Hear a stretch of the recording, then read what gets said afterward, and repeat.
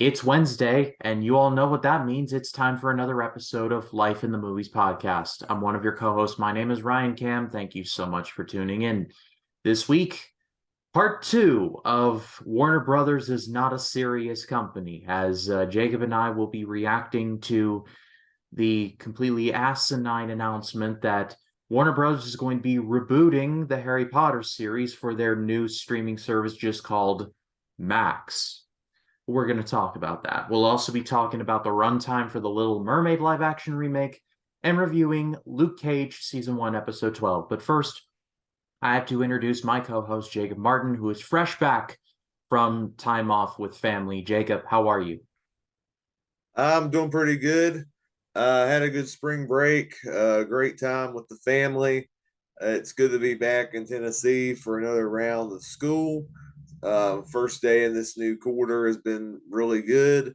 Aside from some irritation in my eyes, it's still been a good day today as we're recording this on a Monday. And I'm excited to talk with you, Ryan, about this very bizarre announcement that's been recently made that's kind of puzzled me why they're doing that. For sure, for sure. But I think before we dive into the episode proper, just to get a bit of a programming note out there, by the time this airs on a Wednesday, it'll be Thursday or on. By the time this episode drops, it will be Wednesday the 19th.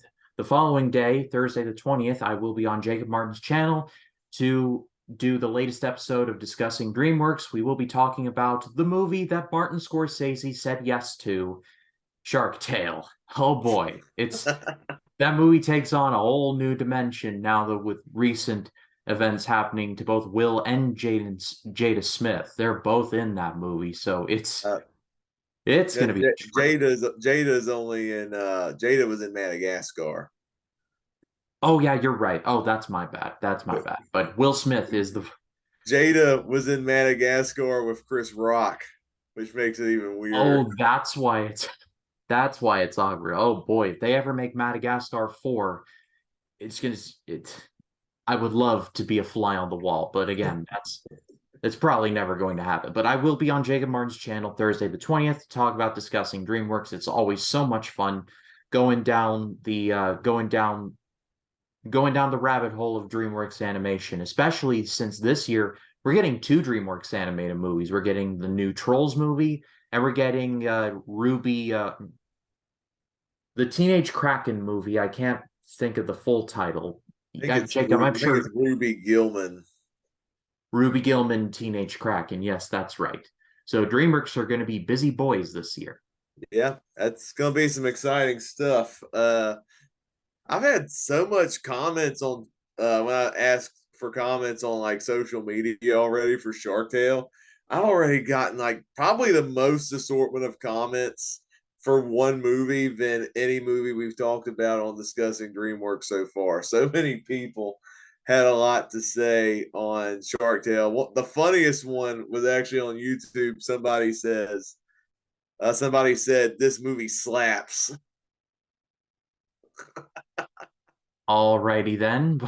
That's interesting. I look forward to all of those when we stream on Thursday night. But that'll be on Jacob Martin's channel. It'll be in the description.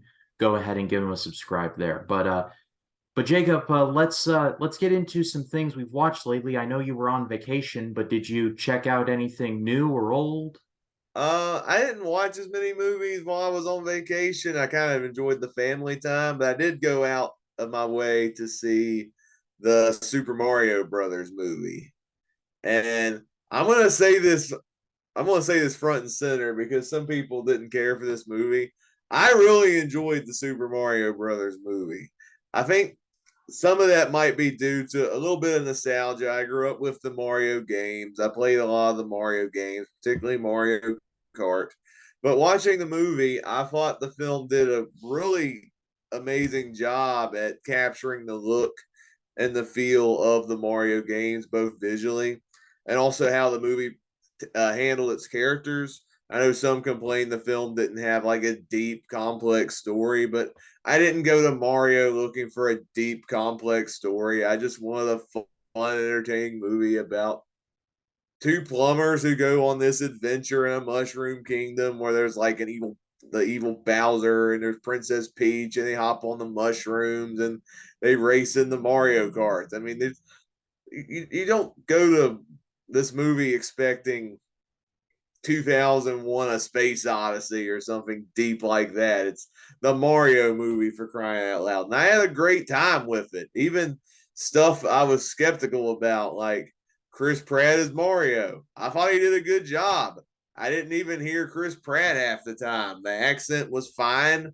I thought he did a good job in the character. In fact, the only celebrity voice that distracted me was Seth Rogen as Donkey Kong, because that was the only one where I heard Seth Rogen. But other than that, I thought it was a great movie. I love the animation. It was pretty funny throughout. This is Illumination's best film by a country mile, and I dare say it's the best video game movie I've ever seen. It did a great job of capturing the feel of the games, and I'm totally down for a Super Mario Brothers franchise from the studio. So I wasn't crazy about the movie. I thought it was good. I definitely had problems with it. I gave it 2.5 out of 5, but I did like parts of it. I'm glad that you liked it though. But Illumination Studios have just got to be throwing parties every day because as of this recording, it has officially made $683 million.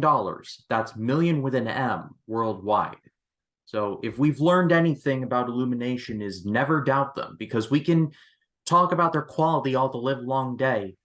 Illumination makes money. So like the Despicable Me movies, the Sing movies, the Secret Life of Pets movies, like talk about them all you want, and I'm sure that we can have a whole podcast talking about the quality of Illumination's films. But that studio knows what it's doing and how to make a profit. Yeah, for sure. And I feel like Mario especially felt like Illumination went past the safe route, I feel like, compared to their other movies. I don't think this one was pandering to the lowest common denominator. This to me is like the perfect definition of a family film because it's a film that kids can sit down, watch, and enjoy, get a lot out of. Adults can get stuff out of the movie, get into the nostalgia of the Mario games, and still get high entertainment out of the action sequences, the humor, and the performances. I thought it was a great time to watch in the theaters, and like I said, I hope Illumination makes more of these. Well, with that box office haul, it's only a matter of time before we get a Donkey Kong movie, a Super Mario Brothers like Galaxy movie. I'm sure they're gonna have a whole cinematic universe, if not planned out already, definitely in the workings. So it's gonna be interesting to see what they cook up with in the what they cook up with Nintendo. But if that's all you got, I was a bit of a busy boy while we were away from this show. I watched quite a bit of stuff, so I'll just kind of rapid fire these. But I've been slowly making my way through the Nightmare on Elm Street movies that I have not seen. I watched Nightmare on Elm Street 3, Dream Warriors, number 4, The Dream Master, and number 5, The Dream Child. And I've yet to watch Freddy's Dead and the remake. I do plan on watching those. My favorite of those, I would have to give it to Dream Warriors. That movie creeped me out. Like, there's a death with Freddy where he literally sucks the life out of an asthmatic girl. Holy crap. It's crazy. And I think what I'm loving about these nightmare movies is that even the subpar ones, this Dream Child goes way over the top, like to a bad degree. There's a lot of creativity there, and whether it was Robert Englund contributing or whether it was the directors putting their own spin on it, I appreciated just the amount of, hey, what kind of crazy stuff can we do with a killer that stalks you and kills you while you're sleeping? Like, what can we do with that? So I love the imagination on display there. As far as a new release goes, I saw Air, which is creeping into my top 5 for the year. I thought that movie was awesome. There's a review currently on the channel if you'd like to check that out. It's it's a wonderful sports movie, and it makes me happy to see Ben Affleck directing movies again. I watched for the first time the remake of Evil Dead from 2013 in honor of Evil Dead Rise coming this weekend. Oh my goodness, that movie is chilling. Like that movie freaked me out for a bit. Like just practical effects, just it gave me the chills. That's all I will say. Shout out to Fede Alvarez for doing that. Um, in preparation for a series coming to the channel, actually tomorrow, or not tomorrow, but Friday, I'm going to be starting my Wes Anderson series, my Road to Asteroid City. So I watched his first movie, Bottle Rocket, and it's okay. It certainly has a lot of Wes Anderson's like charm, but it's definitely very much a this is clearly his very first film, and he would get better from there. But it's fun to see a really young Luke and Owen Wilson. They're such like young men here, and it's in 1996. Saw Renfield in theaters. It was okay. And then last night, as of this recording, I saw Suzume at the behest of my friend Rachel from Rachel's Reviews. And wow, that movie just blew me away. And the more I think about it, the better it gets. I hope to have a review of that soon. So saw a lot of things. It was kind of a scattershot, just getting them all done. But my letterboxd has been just busy. That's all I will say. Just a lot of stuff for studying for trivia and preparing for series on the channel, and just wow, lots going on. Lots going on. Yeah, I've obviously you probably remember this, Ryan, but I did go through a Wes Anderson director project on my channel fairly recently. I had you on for Moonrise. Was it Moonrise Kingdom? It was. Yes, Moonrise Yeah, Kingdom. and yeah, Bottle Rocket was a mildly enjoyable movie. Not only was that Wes Anderson's first movie, but it was the acting debut of the Wilson brothers. So yeah, it wasn't a great movie, but I think I enjoyed it for what it was. That anime movie you were talking about, Suzume, isn't that from the same director who did Your Name? That's correct. He did Weathering, or Your Name and Weathering with You. So this guy has yet to miss. And shout out to Toho, the company that made all the Godzilla movies. They have a flourishing animation department because they've created Your Name, Weathering with You, and now Suzume. So shout out to Toho. They're really holding it down. Oh, nice. And Your Name is a fantastic movie if you haven't seen it. So yeah, and I have not logged this yet. I forgot. I have not logged this yet, but I have also just today watched for the first time Rushmore in preparation for my Wes Anderson series. And honestly, I'm not sure how to feel about it yet. It's weird because getting past the fact that Jason Schwartzman is supposed to be 15 in that movie, which what what are we doing? I mean, Tobey Maguire is supposedly a teenager in the first Spider-Man movie.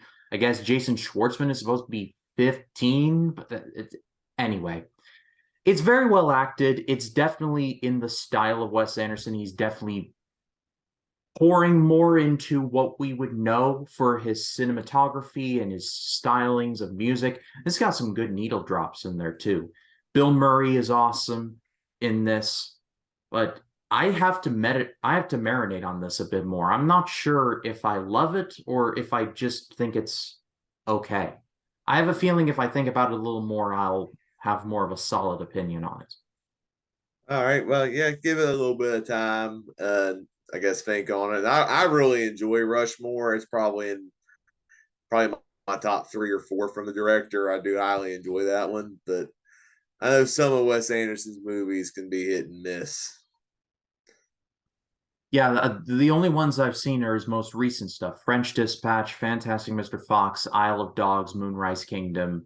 So I've seen like his most recent stuff. So going back to the beginning is going to be real interesting because I got up next Royal Tenenbaums, Life Aquatic, which I have never seen both of those.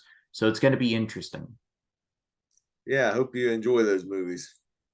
Well, I pass it off to you. What have you all been watching lately? Leave your thoughts in the comments.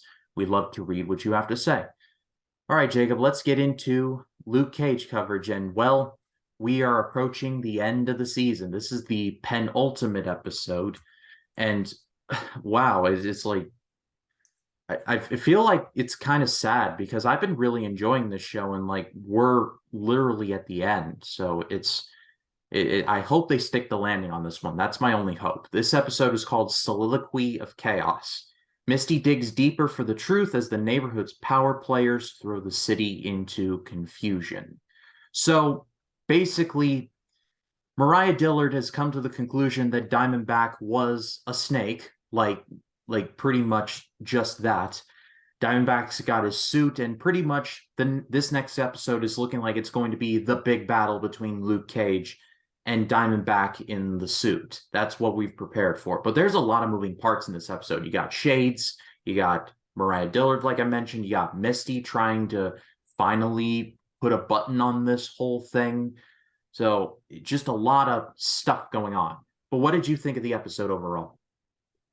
Yeah, I thought it was another enjoyable episode. I enjoyed a lot of the moving parts, seeing all these characters slowly find their way together, even characters I was not predicting would make an kind of like an unlikely alliance with Luke Cage, like Mariah Dillard and the Shades character who were with Diamondback in previous episodes, but since Diamondback's like manipulating everybody, I guess it kind of makes sense that it would all lead to this ultimate face off between the two.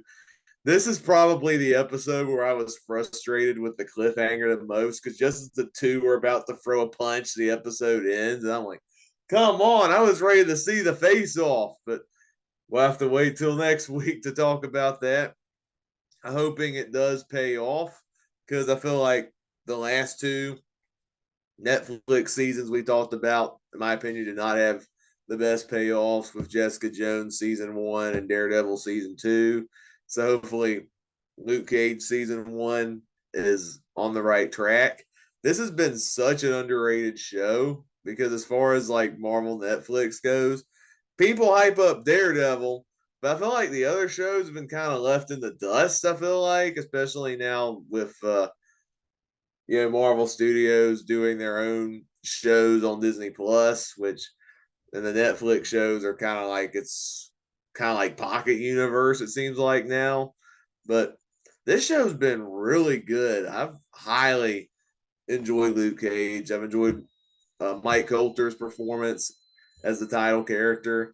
I enjoyed like the unique flavor that it has to offer, like the black exploitation vibes and the unique funk oriented score.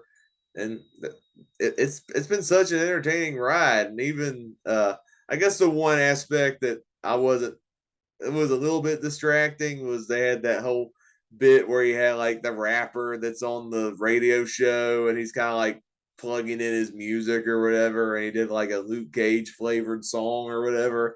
That was a bit weird and it was kind of distracting to me. It didn't really add much to the episode, but other than that, still a really solid episode, and I'm hoping they stick the landing with the finale.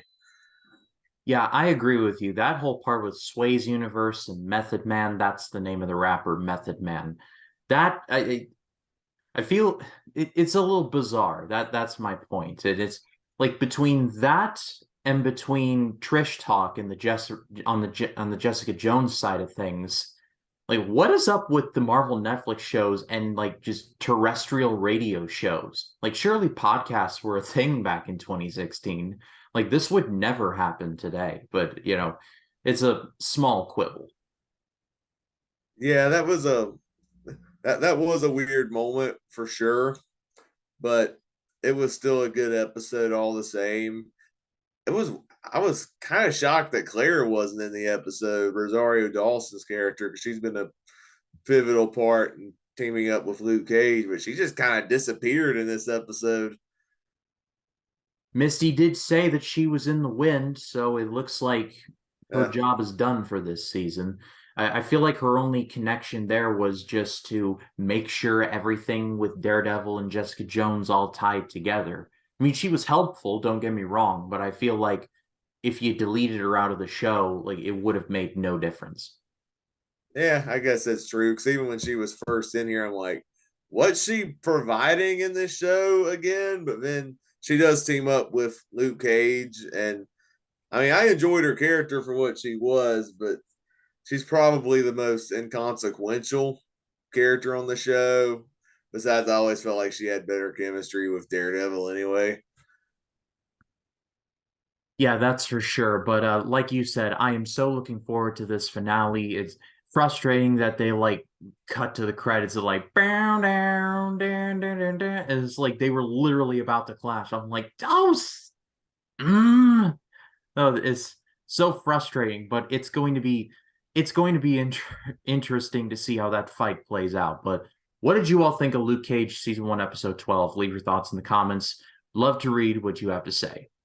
All right, Jacob. Well, let's get into our, I guess, double main event for the evening. Let's talk about the recent news that the runtime for the live action remake of The Little Mermaid has been announced as 2 hours and 15 minutes. Now, I want to hear your thoughts on this, obviously, but as for me, I've never been the one to stress about runtimes. I feel like if the director feels that it needs to be that long, then who am I to say to say that? I mean, Babylon is 3 hours plus, and I loved that movie. It was one of my favorite movies of last year. And so it's so as if a movie's 90 minutes and great, then it's great. It's not great because it's 90 minutes. If a movie's great but it's 3 hours, it's not just great because it is 3 hours. It's the content that ultimately matters. But as I think I speak for both of us when I say that we've been tired of these live action remakes for about a minute, what are they going to do with this movie for 2 hours and 15 minutes? We can only see Ariel swim in the ocean for so long, Jacob. What say you? Yeah, I'm kind of conflicted on this because normally I don't normally make a fuss about runtimes. Like if a runtime is announced, if the movie delivers on its runtime, a movie doesn't have to be too long or doesn't have to be too short. I know Roger Ebert had a famous quote on that. If a movie is well balanced, it doesn't matter how long the movie should be. Like even Zack Snyder's Justice League. Like I love that movie, 4 hours long, but I feel like the movie earned it because of how it set up its characters, introduced them in such a coherent way, and it made the payoff with the characters all the more rewarding because it took the time to set up the characters and make them feel like this pivotal group pretty much. But yeah, with the Little Mermaid, them announcing this extended runtime for a movie that was originally, I think the animated film was like only, I'd like to say 80, 82 minutes, I'd like to say. But it reminds me of The Lion King. When Disney remade The Lion King, they took a 90-minute movie, and I think the live action film is like, was I think about the same length as The Little Mermaid. And even with that, I don't know how they stretched it out that long, but that remake was just a shallow carbon copy of the original film. And even with stuff they slightly added to that movie, it was not enough to say it's a necessary movie. And that was one of the weaker live action remakes, in my opinion. I'm not really that excited about a live action version of The Little Mermaid. I know there's controversy over the casting. I have no problem with who they got playing Ariel. I don't think that's a problem. But the movie around her just looks like it's going to be an epic disaster with some of the things I've been hearing about. Like Melissa McCarthy as Ursula sounds terrible to me. Uh, they announced they were changing the lyrics of the songs because they claim the original Little Mermaid is dated, but yet it feels like these people have never seen the original movie, and if they've actually watched it, then they should know the original movie's not dated and it's still a timeless classic. It just sounds like a disaster waiting to happen, and yeah, I think it's going to be one of the biggest disasters of the live action remakes, and I think the runtime is no exception. Yeah, come June or July, whenever this movie is released, if I hear if I hear a loud scream to the west of me, I'm going to assume that it's Rachel, and it's going to be a scream of frustration because the OG Little Mermaid is one of her all-time favorite movies. She once told me a story about how Jodie Benson, the voice of Ariel in the original, was talking about how they were literally carting boxes out of Disney Studios in Berkeley, or not Berkeley, but Burbank, Burbank, I think. California, because they were literally on the verge of bankruptcy, which is crazy to think about now because Disney has more money than they know what to do with. And I've heard they're going through financial troubles now, but it's nowhere near as bad as what they were going through in the mid to late 80s. They were struggling. And The Little Mermaid pretty much blasted them off into the next decade, into the Disney Renaissance, which has been talked about nearly to death on this platform. We all know exactly what the Disney Renaissance is. So I find it ironic that the movie that saved Disney in the first place, The Little Mermaid, they're remaking, and it looks like it's just going to be completely terrible. And to your point about The Lion King, just for context, the live action Lion King was 2 hours. It was an hour and 58 minutes, but let's round it up to 2 hours. The original was 90 minutes. And yet somehow that original cast more of a better story than the 2 hour version because I guess they didn't have enough turds rolling down hills. I don't know. The live action Lion King is a bunch of garbage, but that's a whole nother story for another time. Yeah. But yeah, I I I, I don't want to like make fun of Melissa McCarthy too much. I think she can be funny if given the right material. I liked her in The Heat with Sandra Bullock, which I think is a very funny movie. So I think she can be funny. However, she is like constantly miscast in these things. And like, why is she Ursula? Like, I so many choices. It just makes no sense. Yeah, like that's a problem I've had with some of these live action remakes, even some of the ones I've mildly enjoyed. They've dumbed down a lot of the iconic villains in these live action movies. Like Jafar was like the worst part of the live action Aladdin. Scar, I mean, Chiwetel Ejiofor was trying, but he's nowhere as memorable as Jeremy Irons. And you got Melissa McCarthy playing Ursula. I bet you in that movie they're probably going to have a joke where Ursula, because it's Melissa McCarthy, trips on her tentacles. And they make a big joke about it. And, she's supposed to be this menacing evil sea witch, but yet she trips on her tentacles. Watch that be a joke in the movie.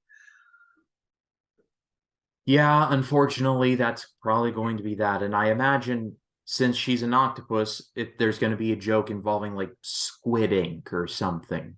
Like like that's probably going to be a thing. And we will come back on this and be like, "Yep, I called it." But oh boy, you know, I'm not looking forward to any like mainline Disney stuff, which is weird for me. So and I don't want to come across like some kind of like geeks and gamers RK outpost that's like clickbait type of stuff. I like Disney. I want them to do well, but I just look up and down the calendar. I'm just like, no, no, no, no, no. And like maybe with the exception of like Guardians 3 and maybe some of the stuff on like say Hulu or what Searchlight is doing, I don't know. It's just it's hard for me to root for them anymore. Yeah, I'm kind of in a similar boat. Like I'm still gonna continue my celebrating Disney series. There's still a lot I enjoy from the studio, but I think as far as like what they're putting out nowadays, like yeah, Marvel I still like, Star Wars I still like, and their animated output I still like, but yeah, between their obsession with the live action remakes, it's very tough. And I mean, did you hear about The Rock announcing, "Hey, we're remaking Moana"? Yeah, live action Moana when it literally came out, let me check my notes. 7 years ago. Like not even a decade. Like I literally bit of a side story. When I was working at my local movie theater when Moana came out in October of 2016, I believe, uh the day that it was supposed to come out, it was like a Thursday night. like after the theater closed, what we would do sometimes is called employee screenings. It would be a really like after we would close a little early. We would everything buttoned up by about 10:30, and by like 10:45, and they'd be like, if you all want to stay, you like bring like a couple drinks or whatever. We're gonna show Moana for all of you. Like you don't even have to use a pass or anything. And like, great. So the entire staff into the biggest theater, and we all watched Moana. We did it a couple of times for a couple of other movies, but the Moana one was, I remember, that was the one that I remembered the most fondly. So Moana, I don't think it's in my top 10 favorite Disney movies, but it certainly has nice memories for me. So The Rock to be like not even a decade like old and they're already remaking it, it's just it's just clear that they're fresh out of ideas. Yeah, it's very disheartening too because just because it's just cheap money. It seems like the animated movies were so good, and instead of Disney using what they know about the animated stuff and trying to put that creative juice into the live action medium, they instead kind of crap on what they did so well animated wise and make a subpar version of it just to make cheap money. And I'm shocked they're still greenlighting these when I feel like most people I feel like are sick of them. Yeah, it certainly is. There seems to be a bit of a growing anti-sentiment, or not that, but like a growing resentment. There you go, growing Yeah. resentment towards it. But it's going to be interesting to see how that plays out because I remember today seeing something like Disney lost like in like the nine figures, like a lot of money on Strange World and Lightyear, which I didn't hate Lightyear. I thought it was just okay. I thought it was really weird that they would create a movie like that, but what am I going to do? And I did not see Strange World. It was a time thing. I just didn't have the time to see it. It wasn't like a stand or anything. I just didn't have the time to see it. It just is it was what it was. But is like, we talk about Disney being this big empire, but they're going through some financial worries right now. So it feels like I understand why they would do something like this. They need a hit, but those hits have already been hits, and it feels like it's going to be derivative at this point, and people are starting to notice. Yeah, and even like you were saying, like Disney's financial troubles, they didn't help. They struggled through COVID. They had a really crappy CEO who made a lot of bad decisions.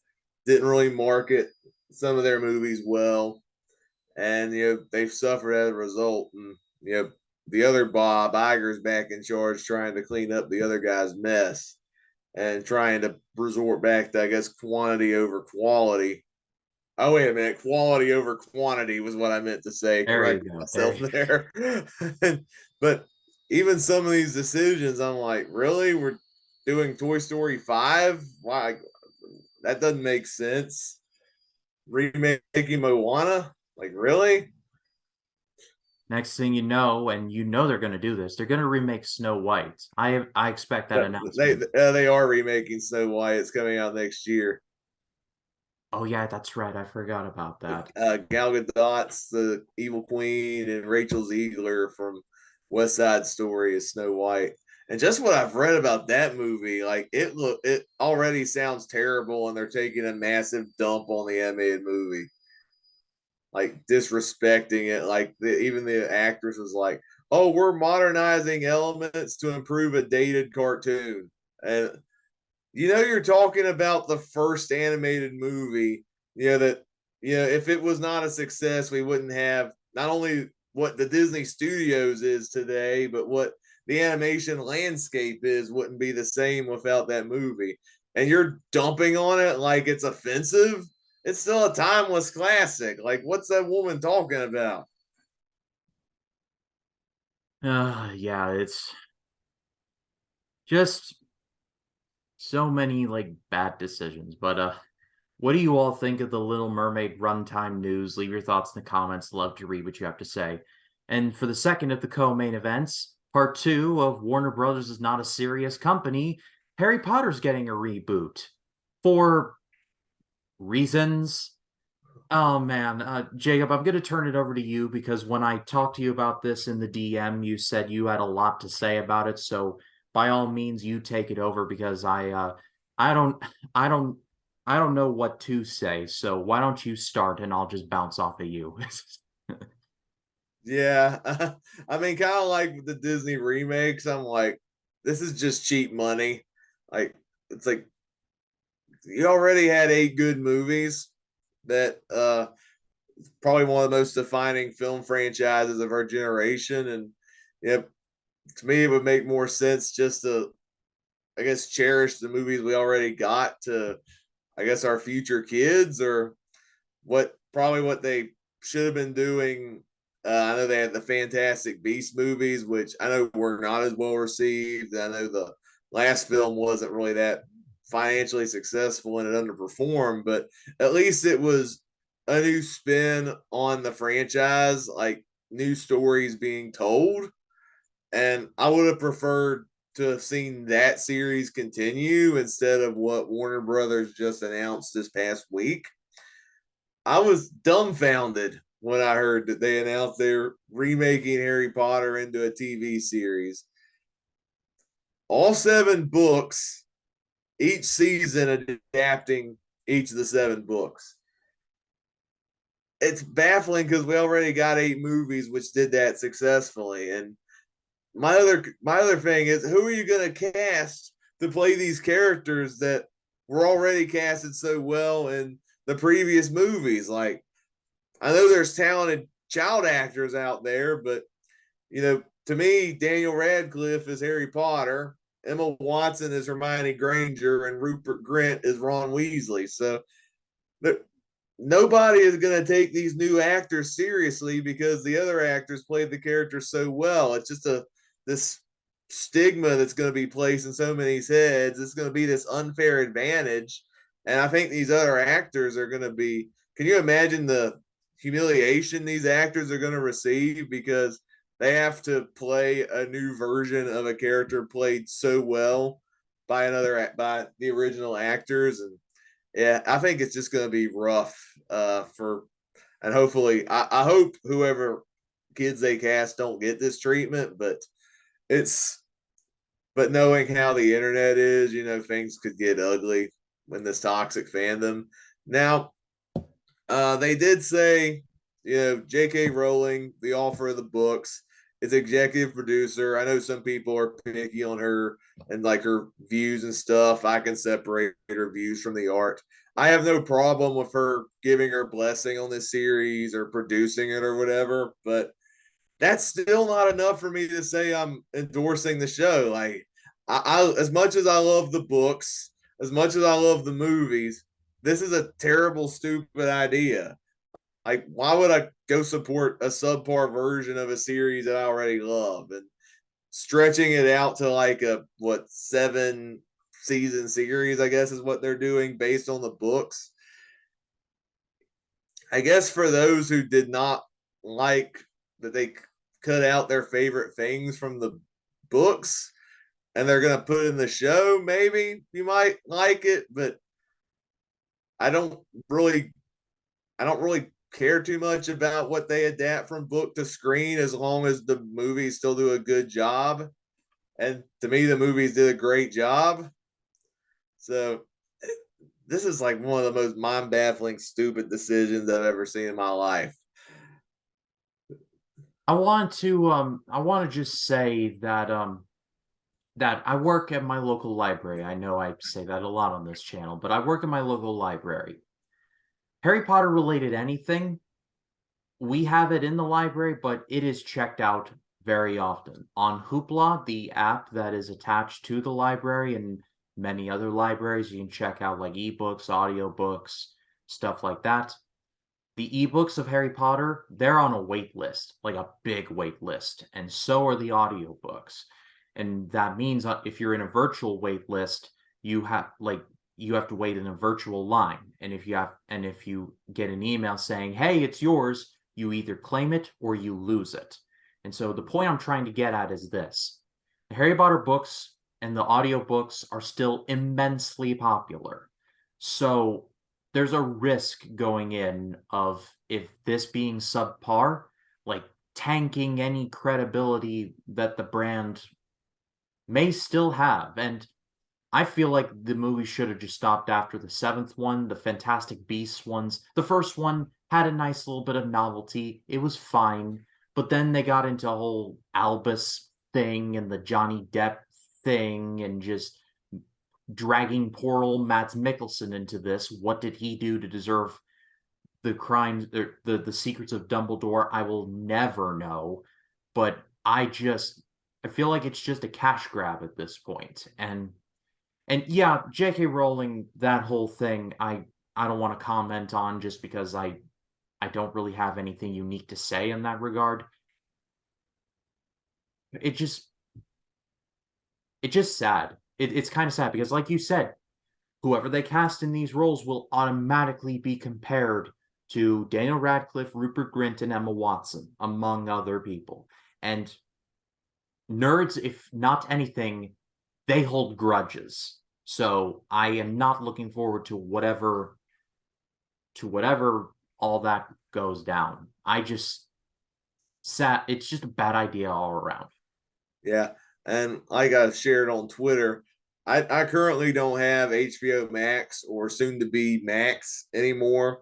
I canceled that subscription service to save money while I'm at school, which, now that they've announced that, it's probably a good thing. So I don't have to waste my time on this nonsense.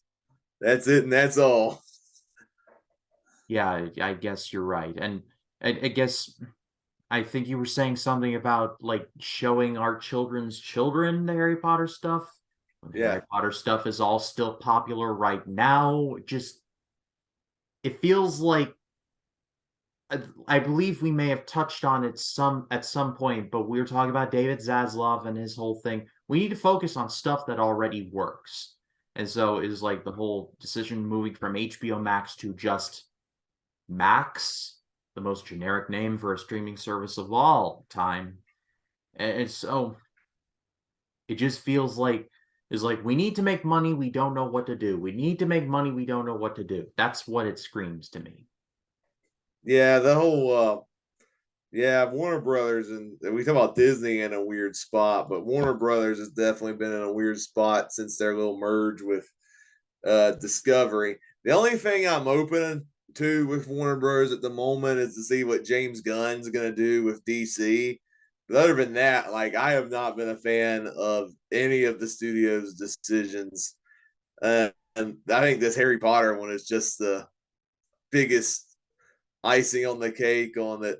Warner Bros. Is probably the dumbest studio acting in Hollywood right now. Yeah, it certainly feels that way. But I pass it off to all of you watching and listening. What did you think of this news? Leave your thoughts in the comments. Love to read what you have to say. I'd be interested to hear, like, if maybe you all watching, because I know Aaron White's a big fan of the show. If he's got kids of his own, if he would be like showing this to his kids, it'd be interesting to see. So so it would be interesting to hear about that. But that's it for this episode. That's another one in the books. Jacob, it's a privilege as always to do this with you. One more reminder, I will be on his channel tomorrow to review Shark Tale as part of discussing DreamWorks. It's going to be a lot of fun. But Jacob, what else you got cooking? Besides the Shark Tale episode of discussing DreamWorks, I'll mainly be uploading some videos from the last live stream I did a couple weeks ago. I still got to upload my thoughts on movies like Where the Crawdads Sing, which I recently watched, and Kronk's New Groove for celebrating Disney. I plan on doing another live stream either, I think, this Friday night or Saturday morning. I need to figure that out before then, but I do plan on having a live stream this weekend detailing what I've watched in the past few weeks, including my thoughts on the Super Mario Brothers movie. Besides subscribing to my YouTube channel, you can also follow me on Letterboxd, Twitter, and Facebook. Like I said, I've not been as prominent on YouTube since I've been going to school, but I still occasionally post some content, particularly with the what I've watched live streams, and even some recent music content I've been doing on the channel. I recently did a live collab with another guy named Ryan from his channel Worst Reviews, and we did a big whole epic discussion on Queen, one of my favorite rock bands. So hopefully I'll dive into more of that style of content in the future, along with what I've already been doing with the movies, and just kind of roll along with it during this exciting time of my life. Go ahead and give Jacob a subscribe, linked in the description. Go give him a subscribe to the channel. Discussing DreamWorks is definitely a must Thursday night. But as for this channel goes, got a review up for Army of Darkness and Evil Dead in honor of Evil Dead Rise, so definitely check that out. I will have a review up for Evil Dead Rise on Saturday night because I am seeing it Saturday night, and I'm so very much looking forward to it. And just for a preview of next week for the podcast, we will be doing the May preview, and I cannot believe that we are already approaching May of this year. So it's going to be a lot of fun. But for Jacob Martin, my name is Ryan Cam. Thank you all so much for watching. We will see you in the next one. You take care.